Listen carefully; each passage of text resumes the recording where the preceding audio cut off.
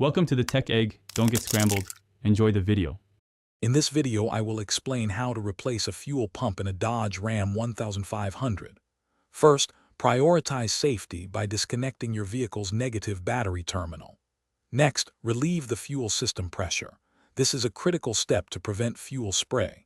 Ensure you have your new fuel pump, a fuel line disconnect tool, a large locking ring tool, and a floor jack ready for the task ahead. Proper preparation makes the job much smoother.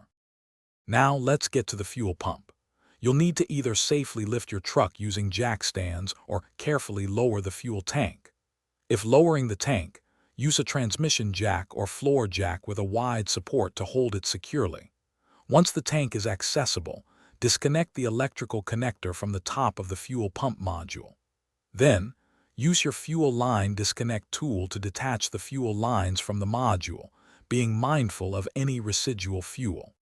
With the tank lowered and lines disconnected, thoroughly clean the area around the fuel pump module to prevent contaminants from entering the tank.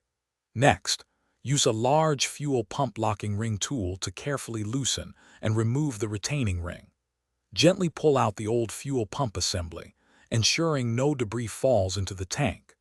Install the new fuel pump module, making sure the new gasket is properly seated, and then tighten the locking ring securely.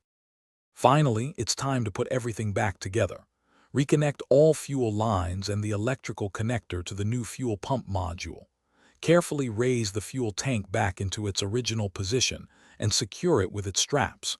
Reconnect the negative battery terminal. Before starting, cycle the ignition a few times to prime the fuel system. Start the engine, check for any fuel leaks, and then take your Dodge Ram 1500 for a test drive. Thanks for watching. Consider subscribing if I helped unscramble your problems.